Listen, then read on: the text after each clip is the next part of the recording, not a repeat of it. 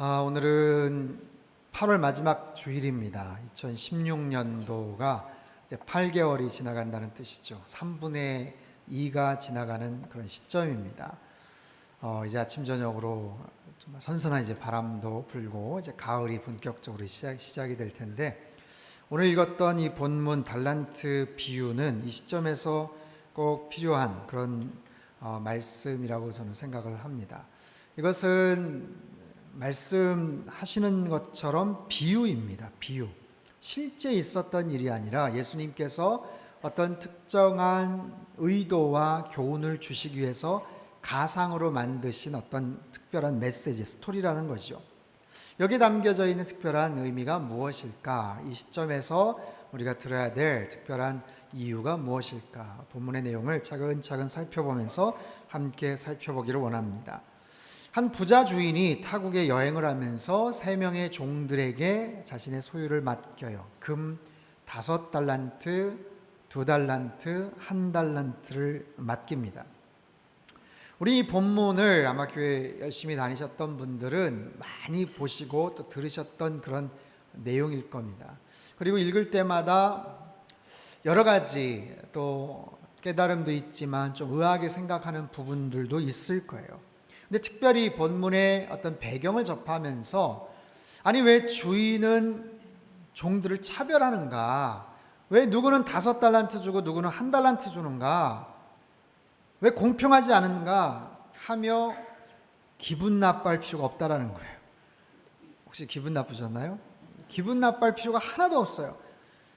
왜냐하면 그 주인이 종들에게 그 돈을 맡긴 기준 그리고 이유를 아주 명확하게 설명을 하는데, 14절 15절 말씀 같이 한번 읽죠. 시작. 또 어떤 사람이 타국에 갈 때 그 종들을 불러 자기 소유를 맡김과 같으니 각각 그 재능대로 한 사람에게는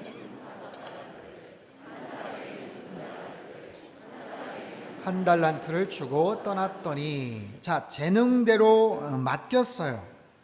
여러분, 주인은 종들에게 월급을 준 게 아닙니다. 그동안 수고했다 하면서 용돈을 준 게 아니에요. 그저 자신의 돈을 맡아달라고 한 거예요. 남의 돈을 맡게 되는데 많이 맡았다고 기분이 막 좋고 조금 맡았다고 속상해하고 언짢을 이유가 있겠습니까? 전혀 그렇지 않죠. 다른 사람 돈이에요.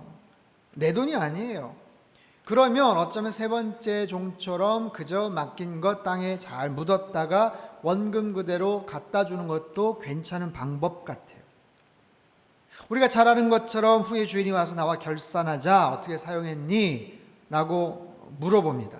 첫째, 둘째 종들은 아주 기쁨으로 주인에게, 주인님 5달란트 남겼어요, 2달란트 남겼어요, 그렇게 반응을 하죠. 거기에 대해서 주인이 뭐라고 칭찬을 하는가? 21절 23절 한번 읽어볼까요? 시작. 그 주인이 이르되 잘하였도다 착하고 충성된 종아, 네가 적은 일에 충성하였음에 내가 많은 것을 내게 맡기리니 네 주인의 즐거움에 참여할지어다 하고, 23절. 그 주인이 이르되 잘하였도다 착하고 충성된 종아, 네가 적은 일에 충성하였음에 내가 많은 것을 내게 맡기리니 내 주인의 즐거움에 참여할지어다 하고. 자, 같은 구절을 지금 2번 반복해서 읽은 게 아닙니다. 5달란트, 2달란트 받은 남긴 종에게 주인이 기뻐서 칭찬하는데, 유심히 보면요, 토시 하나 틀리지 않고 똑같아요. 똑같이, 아주 똑같이 칭찬을 하게 됩니다. 그런데 세 번째 종, 원금 그대로 주인에게 갖다 준 그 종에게는 주인이 뭐라고 말을 하는가? 26절 27절이요. 시작. 그 주인이 대답하여 이르되 악하고 게으른 종아, 나는 심지 않은 데서 거두고 해치지 않은 데서 모으는 줄로 네가 알았느냐? 그러면 네가 마땅히 내 돈을 취리하는 자들에게나 맡겼다가 내가 돌아와서 내 원금과 이자를 받게 했을 것이니라 하고. 자, 주인은 세 번째 종에게 말합니다. 이 악하고 게으른 종아, 악하고 게으르다며 호통을 쳐요. 네가 그러면 땅에 묻어둘 게 아니라 차라리 다른 사람에게 빌려줘서 이자라도 받아야 될 거 아니냐 하면서 막 화를 내는 거예요. 여러분, 이 부분을 가만히 보면 잘 이해가 되지를 않아요. 주인이 세 번째 종을 이렇게 호통을 치며 다그칠 만한 정말 그렇게 잘못을 한 것일까? 오히려 주인이 너무 돈을 막 밝히는 뭐 그런 사람은 아닐까? 왜 악하고 게으르다라고 그렇게 말을 했을까? 여러분, 세 번째 종은요, 달란트를 땅에 묻어두었어요. 근데 그것은 무책임한 행동이 아닙니다. 당시 그 랍비들의 전승에 따르면 그 당시 사회에서 누군가의 돈이나 자신의 어떤 물건, 물질, 금이나 이런 재화들을 보관하는 가장 안전한 방법 중에 하나가 땅에 묻어두는 거예요. 땅에 잘 묻어두는 거예요. 왜냐하면 그 당시에 도처에서 도적들이, 강도들이 출몰하긴 하는 그런 상황이기 때문에 공연히 자기네 집에 두었다가 그냥 빼앗길 수도 있어요. 그래서 당시에 은행업이 발달이 되어 있는 것도 아니고 누구한테 맡길 수 있는 것도 아니고, 그래서 갑작스럽게 들어온 어떤 금이나 아니면 보화나 이런 것들이 있으면 자기가 아는 곳에다가 표시를 해놓고 잘 묻어두는 거예요. 그런데 가끔 사고가 납니다. 어디에 두었는지 까먹거나 그럴 일은 많지는 않겠죠. 갑자기 그 주인이 사고를 당해서 누구한테 알리지 않고 죽으면 그냥 땅 속에 그냥 있는 거예요.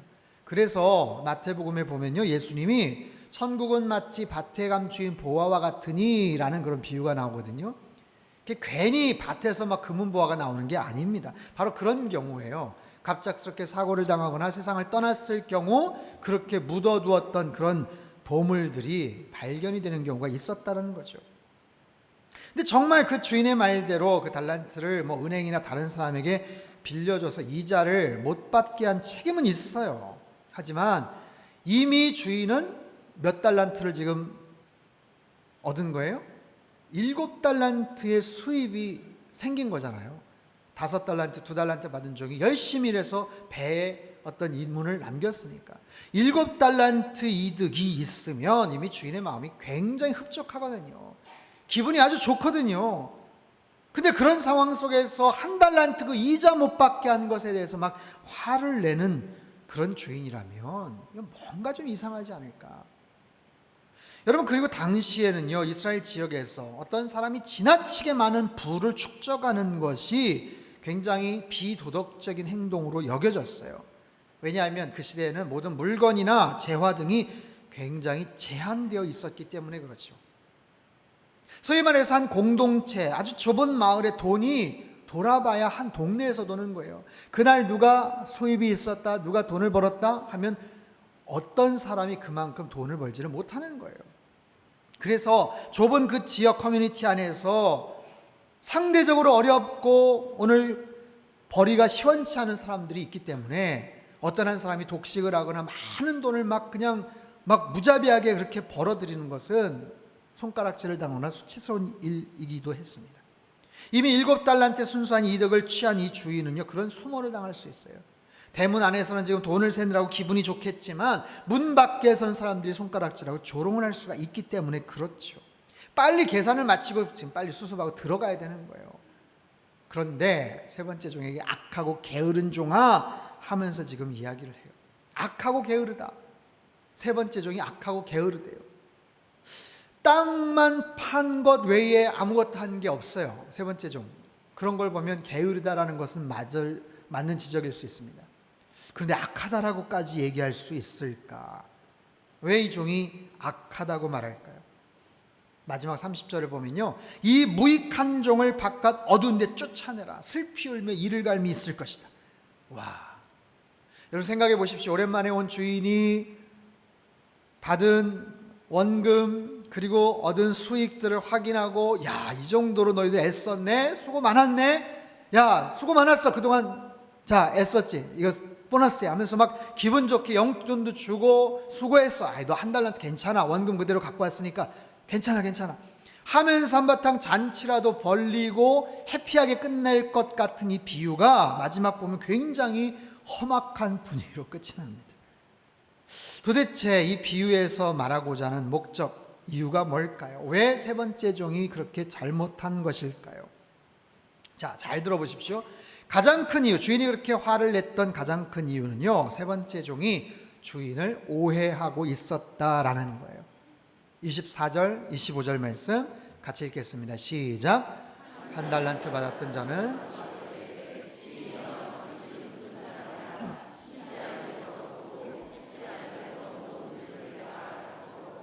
두려워하여 나가서 당신의 달란트를 땅에 감추어 두었었나이다. 보소서 당신의 것을 가지셨나이다. 자, 세 번째 종은 주인에게 뭐라고 얘기하냐면 당신은 굳은 사람이라 라고 말해요. 굳은 사람이라. 이 말의 헬라어 단어 스켈로스라는 단어는요, 눈과 코와 귀와 손과 발과 심장과 모든 신체 기관들이 아주 부패되어 있다라는 그런 뜻이에요. 아주 비양심적이고 교만한 사람이다라는, 상전을 향해서는 절대로 해서는 안 될 그런 욕이에요. 아주 심각한. 그러면서 당신은 심지 않은 데서 거두는 사람 아닙니까? 뿌리지 않은 것에서 모으는 사람 아닙니까? 악평을 합니다. 여러분, 첫 번째, 두 번째 종은 아무런 이야기를 하지 않습니다. 그런데 세 번째 종은 유독 주인에 대한 불만이 있었어요. 주인에 대해서 잘못된 판단이 있었어요. 주인님, 저는 주인님이 누군지 알아요. 돈만 밝히는 수전노 아니 인색한 사람이잖아요. 왜 그랬는지 모르지만 그런 오해를 하면서 시작이 됩니다. 여러분, 세상에 많은 일들이요, 많은 관계적인 어려움들이, 갈등들이 오해하면서 시작됐다는 걸 여러분 아십니까? 잘 한번 생각해 보세요. 우리 일상에서 벌어지는 여러 가지 일들, 뭔가 서운하고 뭔가 속상하고 관계가 틀어지고, 가만히 따져보면 진실은 그게 아닌데, 의도는 그게 아닌데 말이 와전이 되거나 어떤 상황이 뉘앙스의 차이에서 오해가 되는 경우가 있어요. 그러면서 관계에 어려움이 생기는 경우가 많죠. 오해를 하는 것도 여러분 문제고, 오해받을 일을 하는 것도 사실은 문제긴 하죠. 근데 이게 세 번째 종은 아주 치명적인 오해, 결정적인 오해에서 잘못된 판단을 하고 잘못된 행동을 하게 되었다라는 거예요. 자, 첫 번째, 두 번째 종, 아까 말씀드렸지만 주인에게 똑같은 칭찬을 듣습니다. 토시 하나 틀리지를 않아요. 여러분, 주인이 만약에 돈에 관심이 많고 세 번째 종이 말한 것처럼 인색한 사람이고 돈을 그렇게 밝히는 사람이라면 아마 애초에 세 번째 종에게 주지도 않았을 거예요. 그리고요, 만약에 그런 사람이라면 두 번째 종보다 첫 번째 종, 야, 너 5달란트나 남겼어? 어이구 너 잘했어야. 두 번째 종보다도 훨씬 더 많은 칭찬을 했을 거예요. 그런데 똑같아요, 칭찬이. 만약에 1달란트 받은 종이 1달란트를 남겼더라도 아마 똑같은 칭찬을 했을 겁니다. 1달란트 뿐이겠어요? 만약에 10분의 1달란트, 아니 100분의 1달란트, 1000분의 1달란트를 남겼어도 잘하였도다 착하고 충성된 종아, 그렇게 얘기했을 거예요. 그런 걸 보면 주인의 관심 목적은요, 얼마나 많은 수익을 남겼느냐, 거기에 관심이 있지 않아요. 주인은요, 종들이 자기가 맡긴 것에 대한, 자기가 종들을 신뢰하는 것에 대해서 뭔가를 하기를 기대했다라는 거예요. 주인을 생각하면서 나에게 기회를 주시고 시간을 주시고 뭔가를 주신 것에 대해서 내가 열정적으로 뭔가를 해보는 것, 그것을 주인은 기대했어요. 근데 세 번째 종은 그 기대에 부응하지를 않았습니다. 아무것도 한 게 없어요. 자신의 기대를 저버리는 것, 종을 위해서 나는 배려를 하고 기회를 주고 뭔가를 줬는데 아무것도 하지 않은 것, 거기에 주인이 지금 화가 나 있는 거예요. 주인이 돈밖에 모르는 인색한 사람 아닙니다. 여러분, 세 번째 종이 받은 1달란트? 그래요. 다른 사람 5달란트, 2달란트, 나는 왜 1달란트야? 그것 때문에 상처를 받았어요? 그것 때문에 너무 적어요? 그렇지 않습니다. 여러분, 1달란트가 굉장히 많은 액수라는 것 아시죠? 제가 지난 여름 수련회 때도 한번 설명을 드렸어요. 은 1달란트는 6천 드라크마입니다. 6천 드라크마. 드라크마는요, 그리스에서 사용되는 그런 화폐 단위예요. 1드라크마가 하루 1당입니다.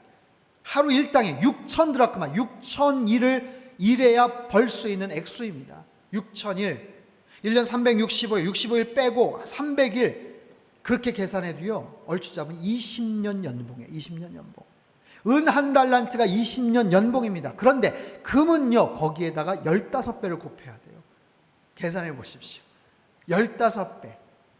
20년이 아니라 곱하기 15. 300년 열심히 일하면 얻을 수 있는 게 금 1달란트예요.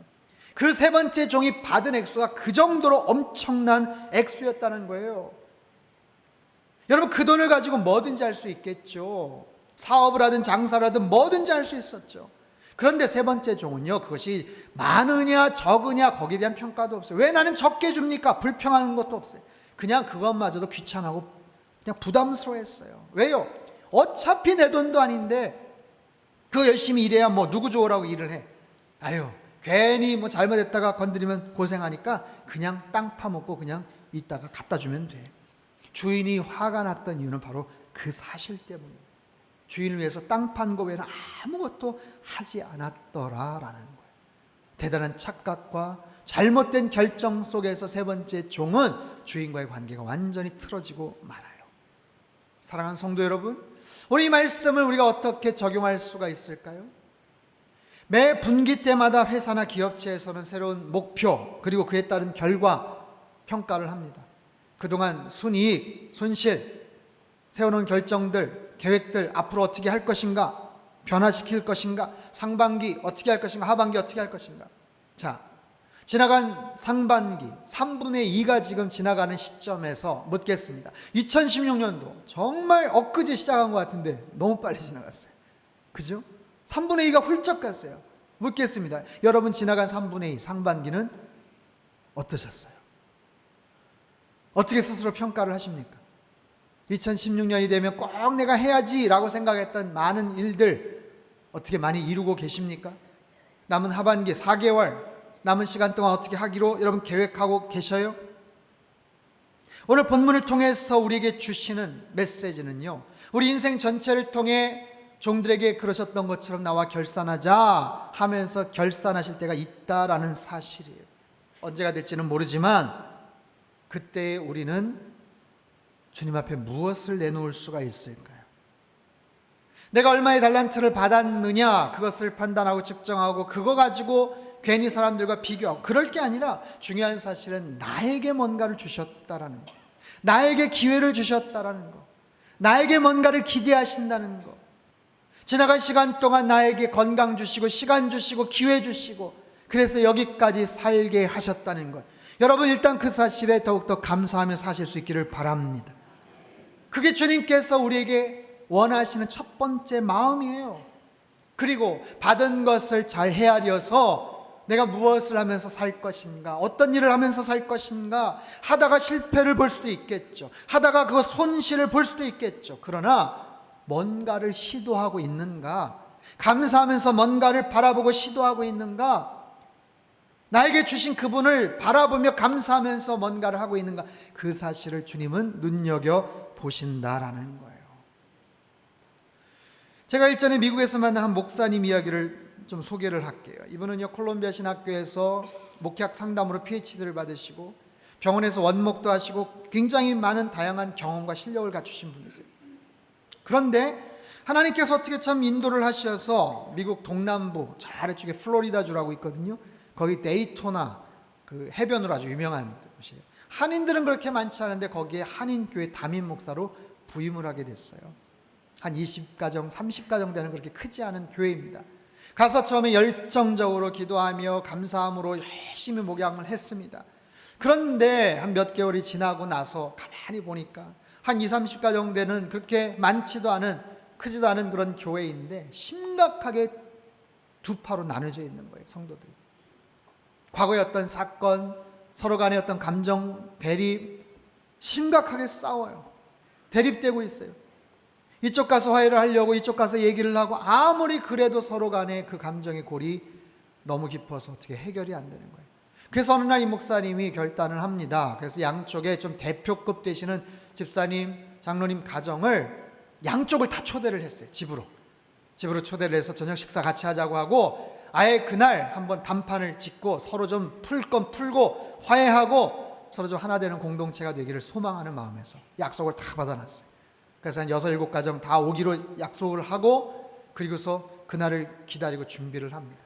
아침 일찍부터 사모님 아이들 다른 데 보내고 코스코에 가서 장 보시고 여러 가지 물건들 사다가 청소하고 옆집에 가서 상도 빌려다가 막 정성껏 음식을 장만하고 준비를 하셔서 하루 종일 땀을 흘리면서 정성껏 음식을 장만을 하셨어요.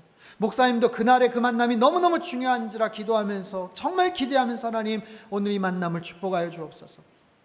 그렇게 해서 정성껏 정말 초대를 하고 기다리고 식사 준비를 완료를 했어요. 6시가 됐는데 근데 아무도 안 오는 거예요. 아무도 안 오는 거예요. 정확하게 6시 됐을 때 전화벨이 울려요. 받았더니 한쪽에 대표급 되는 안수 집사님이 전화를 하셨어요. 목사님, 아무리 생각해봐도 오늘 안 가는 게 좋을 것 같습니다. 그분들 뭐 볼 이유가 없습니다. 그래도 집사님 오셔야죠. 얘기하는데 그냥 툭 끊어버려요. 너무 황당하죠. 속상하죠. 10분 있다가 다른 쪽에서 또 전화가 와요.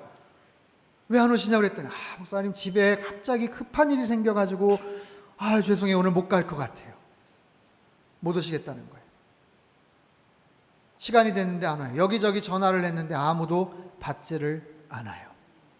30분, 40분, 1시간이 됐는데 정성껏 음식을 다 차려놨는데 아무도 오질 않습니다.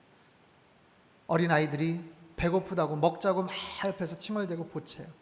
사모님 한 손 옆에서 푹푹 쉬어요. 목사님 너무너무 속이 상하고 어떻게 될지를 몰라요. 여러분 어떠시겠어요? 그런 상황이면 너무너무 화가 나는 거예요. 속상한 거예요. 기다리다 못해서 아이들 옆에서 음식 좀 주려고 사모님이 이렇게 하니까 목사님은 그때 참았던 감정이 막 폭발했어요. 여보 그거 먹지 마. 그거 주지 마 아이들. 아니 이거 먹지 마. 이 음식 먹지 마. 이거 다 버려. 막 화를 내면서 큰 쓰레기 봉투를 갖고 와서 막 있는 차린 음식들 막 거기다 담는 거예요. 그러지 마시라고 막 사모님 옆에서 만류하는데 어떻게 이럴 수가 있냐고 막 속상하면 엄마 아빠가 싸우는 것 같으니까 또 아이들이 옆에서 울고 왜 그러시냐고 그러고 사모님 옆에 속상해하고 목사님 그러면서 막 너무너무 화가 나고 이해가 되십니까 여러분? 얼마나 화가 나고 속상하겠어요. 아무도 오질 않았어요. 그리고 그 이후에도 굉장히 목회적으로 많이 힘든 부분들이 있었어요. 제가 그 얘기를 직접 들을 때 마음이 얼마나 아팠는지 몰라요. 여러분 그렇습니다. 이민교회 사역이 참 때로는 밑빠진 독에 물 붓는 것처럼 굉장히 힘든 일들이 때로는 많아요. 저는 그 생각을 해봤어요. 그 목사님은 그 교회는 하나님 앞에 몇 달란트를 받았을까? 몇 달란트를 하나님 앞에 남겨드렸을까? 어쩌면요 세상적인 관점으로 냉혹하게 봤을 때 1달란트도 남겨주지 못했을지 몰라요. 그렇다고 해서 악하고 불의한 종일까요? 그렇지 않죠. 여러분 보세요. 성과가 없다고 실패한 목회고 하나님이 막 뭐라고 하실까요? 그렇지 않습니다.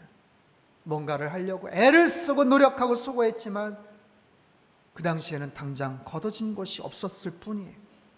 여러분 그런 마음을 가지고 지금도 오지에서 벽촌에서 농어촌 지역에서 맡겨진 자리에서 얼마나 열심히 최선을 다해서 수고하시는 목회자들 선교사님들이 있는지 몰라요.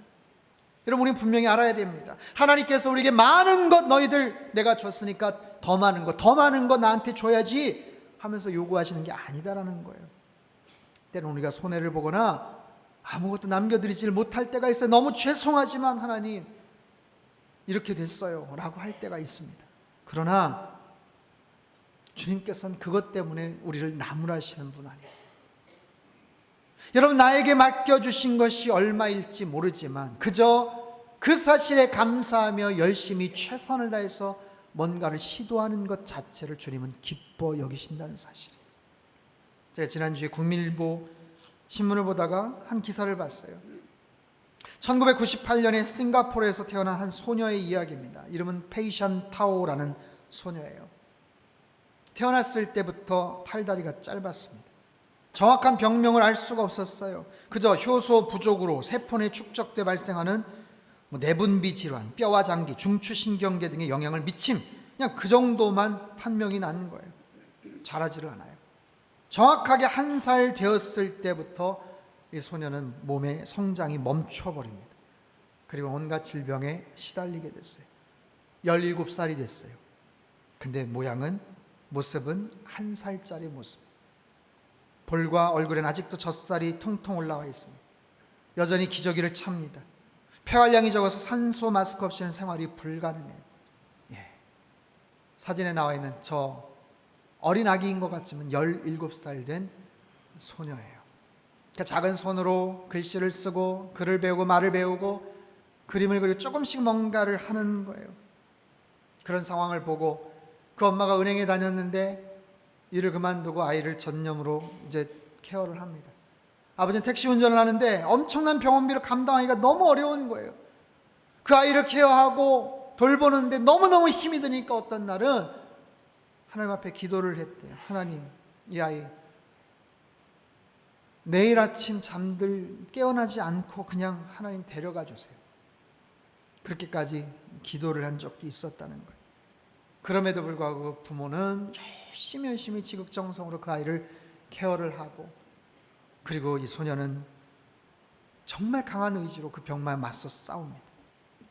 취미로 그림 그리기와 피아노 치기를 좋아하게 됐어요. 그리고 얼마 전에 평생의 소원, 누군가의 음악회에 피아노 연주까지 가서 하게 됐어요. 그림도 잘 그려요. 글씨도 아주 잘 쓰고, 네. 너무너무 예쁘게 그림을 잘 그리죠. 네. 피아노 치는 저 모습을 보십시오. 딸이 물어보는 거예요. 아빠, 왜 나는 이렇게 다른 모습으로 태어났냐고. 대답할 말이 없지만 그때마다 그런 얘기를 했대요. 너는 세상에서 단 하나뿐인 특별한 존재야. 그래서 하나님이 널 특별하게 사랑하셔. 불행하게도 페이션의 건강이 지난 7월부터 급격히 나빠졌어요. 호흡곤란으로 응급처방용 몰핀 주사를 맞은 직후에 병원에서 부모님이 지켜보는 가운데 바로 얼마 전에 평화롭게 숨을 거뒀습니다. 환하게 웃는 모습 보시죠. 어떤 분이 그 기사를 보고 다음 같은 느낌을 그 아래다 적었더라고요. 페이샨의 발의 십자가를 보고 천천히 살펴보니 페이샨이 아빠에게 보낸 편지에 Jesus love you라는 글이 와닿았어요.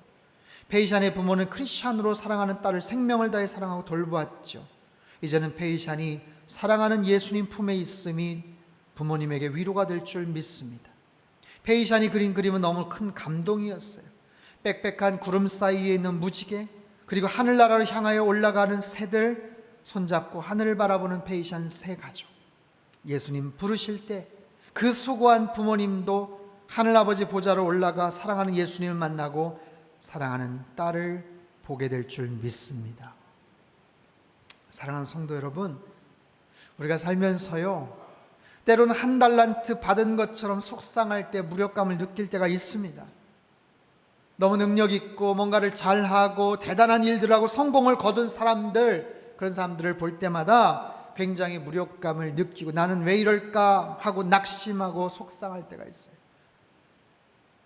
저는 이 소녀의 이야기를 보면서 생각했어요. 페이샤는 몇 달란트를 받았을까? 몇 달란트를 받았을까요? 17살이 되도록 기저귀를 차고 1살짜리 아이의 모습으로 겨우 글씨를 쓰고 그림을 그린 페이샨이 뭐 대단한 일을 한 게 있겠어요. 하지만 17년을 그렇게 고생하면서 살다가 저 천국에 갔을 때 저는 주님께서 페이샨을 누구보다도 끌어안으시면서 기쁨으로 칭찬하셨을 거라고 저는 확신을 해요. 잘했다. 수고했다, 페이샨. 너 너무 고생 많았지? 너 너무너무 힘들었지? 그랬었다. 여러분, 그 부모님은 무엇을 남겼을까요? 아이를 키우면서 얼마나 많은 눈물을 흘리고 수고를 했겠어요. 그 부모가 무슨 대단한 업적을, 사역을 남긴 것이 있겠습니까? 그저 아픈 딸내미 17년간 정성껏 키우고 사랑하고 보살핀 것밖에 없어요. 그러나 다른 어떤 사람이 남긴 훌륭한 업적보다도 저는 주님께서 그 부모님 칭찬하실 것을 믿어요. 아픈 딸 키우느라 너 너무 애썼다. 포기하지 않고 끝까지 그 아이 케어해줘서 너무 고마워. 여러분, 그 부모님들 주님 앞에 갔을 때 주님 너무 힘들었어요. 너무 힘들고 정말 몇 번이고 포기하고 싶었지만 그래도 저희들 할 만큼 열심히 했어요. 주님, 여러분, 그 사실을 주님께서 몰라주실까요? 너 그거밖에 못했냐고 나무라실까요? 그렇지 않습니다. 여러분, 사랑하는 성도 여러분, 우리에게 주님께서 주신 달란트가 얼마인지는 모르지만 그 분량이 얼마가 되든 말든 주님께서 그것 가지고 우리를 나무라시거나 칭찬하시거나 평가하시는 것 아니에요. 여러분, 5달란트 남긴 종에게 주님 뭐라고 칭찬하세요? 네가 적은 일에 충성했다고 말씀하세요. 여러분, 5달란트 남긴 게 적은 일입니까? 얼마나 많은 액수와 얼마나 큰 액수인데요. 근데 주님은 적은 일이라고 말씀하세요. 우리는 굉장히 큰 거라고 자랑하고 싶고 대단한 거라고 말하고 싶지만 주님이 보실 때는 5달란트나 1달란트나 100분의 1달란트나 1000분의 1달란트나 그저 자기가 맡겨진 일에 최선을 다한 것을 주님은 기뻐하시는 거예요. 다른 사람들처럼 대단한 업적을 남기고 굉장한 활약을 하고 그것만 주님께서 기뻐하시는 게 아니에요. 때로는 우리가 무력감에 사로잡히고 나는 다른 사람들처럼 대단한 일들을 하는 것 같아 보이지 않아서 너무 속상하고, 때로는 그냥 아이들 키우고, 때로는 그냥 평범하게 집안일을 하고 아픈 부모님 봉양하는 것, 이게 뭐 대단한가 싶지만 그렇지 않아요. 주님께서는 그 일을 때로는 너무너무 큰 일처럼 여기실 수 있다는 거예요. 여러분, 그 사실을 마음속에 기억하며 나에게 주신 그 사명, 은혜 가운데 잘 감당하실 수 있기를 바랍니다. 언젠가 주님께서 우리 부르세요. 나와 결산하자. 주님 만나실 때가 있어요. 그 주님 앞에 여러분 뭘 내놓으시겠습니까? 올 한해 3분의 1이 남았습니다. 앞으로 남은 평생 주님께서 나에게 맡겨주신 것들을 기억하며 주님 앞에 최선을 다해서 뭔가를 하십시오. 대단한 것들, 엄청난 일들을 남기지 않아도 괜찮아요. 그저 주님 감사하며 사랑하며 주님 앞에 그렇게 신실하게 베이샨의 그 부모님처럼 열심히 뭔가를 하는 그들을 향해서 주님은 말씀하셔요. 잘했다, 잘했다, 착하고 충성된 종아. 그렇게 주님 앞에 섰을 때 그렇게 우리 모두 칭찬받는 저와 여러분 되실 수 있기를 주님의 이름으로 축원합니다. 우리 시간 한번 기도하겠습니다. 우리 두 손을 가슴에 모으고 같이 한번 기도하죠. 사랑하는 주님, 저희들에게 맡겨주신 달란트가 얼마가 될지는 모르지만 남들처럼 대단히 화려해 보이고 대단한 업적을 남기지는 못해도 때론 초라하고 미천해 보이는 것을 남기는 것 같아도 하나님 그것 때문에 낙심하지 않게 하시고, 너무 힘들지만 그것 때문에 중도 포기하지 않게 하시고 끝까지 주님 바라보며 나에게 기회 주시고 나를 기대하시는 그 주님 앞에 끝까지 반응하며, 그래서 언젠가 저 천국에 갔을 때 주님, 제가 너무너무 힘들었어요. 힘들지만 그래도 끝까지 최선 다했어요. 중도 포기하지 않았어요. 그래도 저 예뻐해 주실 거죠. 주님 분명히 말씀하실 거예요. 그래, 내가 너 안다. 네가 얼마나 많은 눈물과 힘든 어려운 시간들을 보냈는지 내가 알아. 잘했다, 착하고 충성된 종아. 이렇게 칭찬받는 그런 남은 평생이 될 수 있도록, 남은 우리 2016년도 3분의 1 시간이 되고 남은 평생 될 수 있도록 주님 역사하여 주옵소서. 우리 같이 한번 통성으로 기도하며 나가겠습니다. 함께 기도하겠습니다. 살아계신 하나님 아버지, 주님께서 저희 한 사람 한 사람에게 맡겨주신 귀한 달란트, 그것에 감사하며 그렇게 시간 주시고 생명 주시고 기회 주신 것에 감사하며 하나님 열심히 뭔가를 보답하며 살게 하여 주옵소서. 최선을 다해 살게 하시되 때로는 정말 대단해 보이는 업적이나 성과가 없을지라도 그저 주님 앞에 열심히 감사하는 마음을 가지고 열심히 살아가는 자들을 위해서 주님께서는 잘했다, 착하고 충성된 종아라고 그렇게 말씀해 주실 줄 믿사오니 주님 역사하여 주시고 이 마음 가지고 2016년도 남은 3분의 1 시간들을 열심히 살게 하시고 남은 인생 승리케 하여 주옵소서. 존귀하신 예수님의 이름으로 감사하며 기도하옵나이다. 아멘.